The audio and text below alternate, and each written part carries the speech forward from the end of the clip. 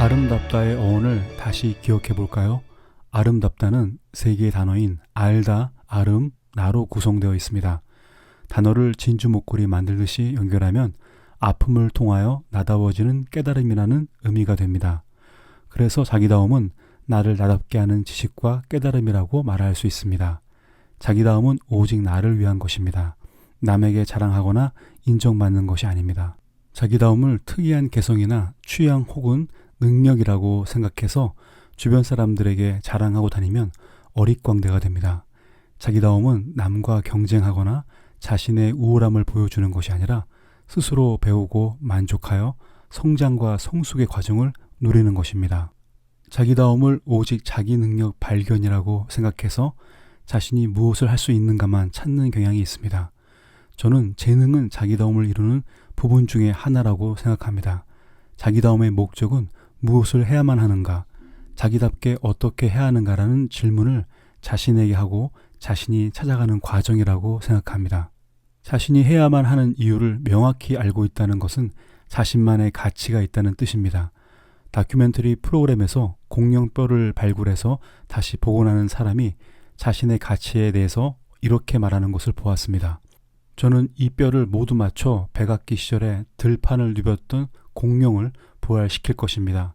이 공룡뼈는 지금까지 나왔던 공룡과는 완전히 다른 종입니다.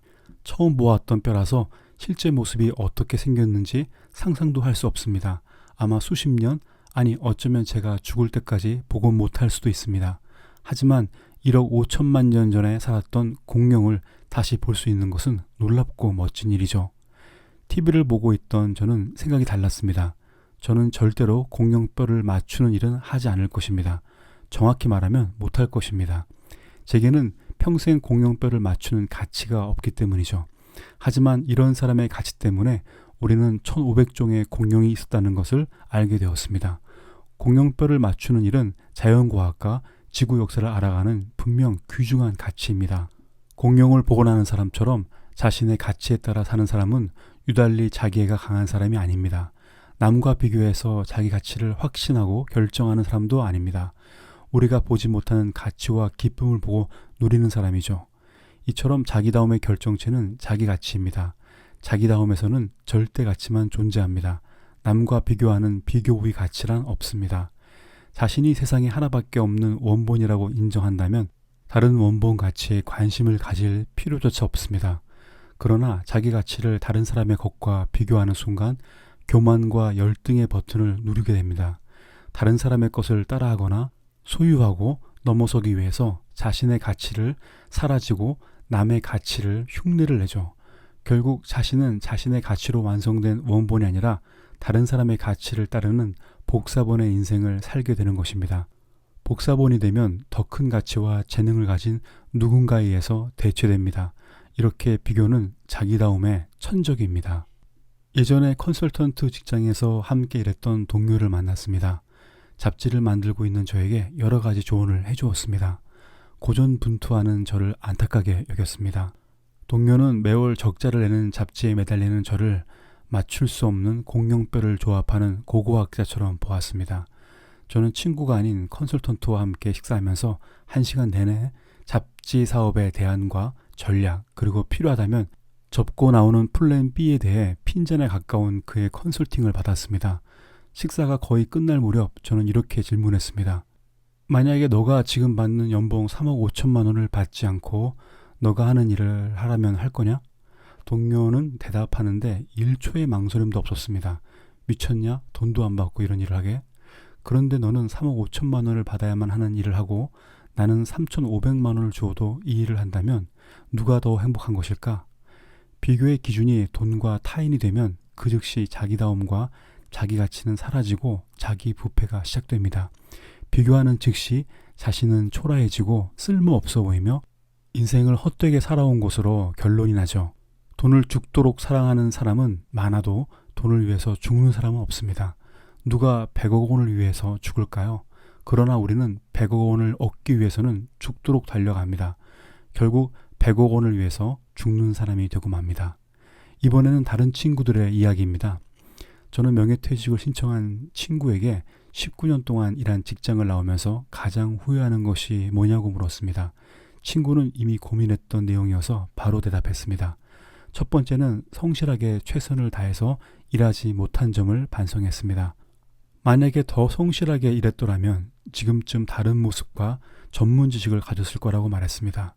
자신의 분야에 더 열정을 가지고 더 깊이 연구하지 않은 것을 통탄했죠. 두 번째는 자기 능력을 제대로 발휘하지 못했다고 했습니다. 신입사원 때는 팀장에게 눌려서 능력을 제대로 보여주지 못했고 상관이 되어서는 부하 직원이 능력을 발휘하도록 기회를 모두 주었다고 했죠. 이 말은 친구이지만 구차한 변명처럼 들렸습니다. 친구는 좋은 것이 좋은 거다라는 모호한 기준을 가지고 직장 생활을 한 것을 회개했습니다. 세 번째는 명확한 자기 비전이 없었다고 했습니다. 2번의 이직 기회와 3번의 직무 이동이 있었을 때 자기 비전이 없어서 자신이 누리는 편안한 자리에서 벗어나지 않았습니다. 그 이유는 많은 동료가 확고한 자기 비전에 따라 위험한 선택을 해서 곤란에 빠진 경우를 보았다고 했습니다. 하지만 자신은 위험을 피하려고 모험을 하지 않은 결정 때문에 이제 가장 위험한 인생을 살게 되었다고 말했습니다. 네 번째는 불성실한 인간관계입니다. 친구는 명예퇴직하기 전에 직장에서 알게 된 여러 관련 업체에 입사 원서를 냈습니다. 때마침 예전에 함께 일하던 직장 동료가 이직해서 자신이 지원서를 냈던 기업에서 임원으로 일하고 있었죠. 하지만 그는 입사를 도와주기는커녕 도리어 일을 막았다고 합니다. 친구는 그것을 알고 인생을 헛살았다고 후회했습니다. 그리고 5번째, 친구는 4번째까지는 손가락을 올려가면서 말했지만 눈시울이 붉어져서 5번째를 말하지 못했습니다. 이번에는 자진 퇴사했던 또 다른 친구 이야기를 들어보겠습니다. 그는 명예퇴직한 친구와는 정반대 이유를 이렇게 말했습니다. 17년 동안 회사 일에만 집중했다. 소모되었다. 회사 외에 다른 관계들이 무너졌다. 그리고 어느 날 갑자기 자신의 존재감이 없다. 그래서 이렇게 느껴져서 사표를 집어 던지고 나왔다고 말했습니다. 정말로 집어 던졌다고 합니다. 하지만 친구는 그렇게 나와서 몇 달 지나지 않아 다른 회사에 입사해 버렸습니다. 일단 나오면 뭔가를 발견해서 당장 할 수 있을 것 같았는데 쉽지 않았습니다. 무작정 퇴사한 대부분 사람이 보여주는 공통 현상입니다. 두 사람 모두 자기다움 없이 열정적으로 혹은 열정적인 척하면서 일만 했습니다. 그들은 회사 화장실에서 거울을 볼 때 누구의 모습을 보고 있었을까요? 자기의 얼굴을 보았을까요? 아니면 달코 다른 직장인의 얼굴을 보았을까요? 이 두 친구가 모두 자기다움으로 19년을 살았다면 회사는 어떻게 변했을까요? 관계는 어떻게 하면 되었을까요? 그리고 자신은 어떤 얼굴을 가졌을까요? 구독자님도 거울을 들여다보십시오. 누가 보이죠? 제 친구 중 한 명이 보이지 않나요? 자기다움의 목적을 무엇을 해야만 하는가라고 말씀드렸습니다. 이것을 소명이라고 말하기도 하고 천직이라고도 합니다. 어떤 사람은 지금 하는 일을 천직이라고 생각해서 평생 하려고 합니다. 하지만 대부분 사람이 지금 다니고 있는 직장이 소명과 천직이 될 수는 없을 것입니다. 결론부터 말씀드리면 자기다움으로 일한다면 직장, 직종, 그리고 직업을 뛰어넘을 수 있습니다. 직장을 옮길 수밖에 없는 상황이 누구에게나 일어납니다. 아마도 디지털로 인해서 세상은 지금과 완전히 다른 세상이 될 것입니다. 직장과 직업도 달라지겠죠. 저도 다른 동영상에서 말씀드렸듯이 20년 동안 직장을 7개나 바꾸었습니다. 무역부 수출 담당 직원, 출판사 문화기획관사, 마케팅 및 광고기획자, 문화기획 및 잡지기획자, 전문지 기자, 컨설턴트, 그리고 편집장과 브랜드 담당 직원까지 직군도 바뀌었죠. 그런데 이 모든 영역에서 공통점이 있다면 창의적 접근과 브랜드였습니다. 천직은 몰랐습니다. 그러나 천성은 알았습니다. 7개의 직장에서 서로 다른 직무였지만 저의 자기다움이라고 할 수 있는 창의적 접근으로 일했습니다. 여기서 창의적 접근은 아마 구독자가 생각하는 것과는 매우 다를 것입니다. 다음 동영상에서 저의 창의적 접근을 설명하도록 하겠습니다. 그런데 제가 공용뼈를 맞추는 발굴단 일을 하게 된다면 어떻게 했을까를 상상해 보았습니다. 공룡뼈 복원을 창의적으로 하면 안 되죠.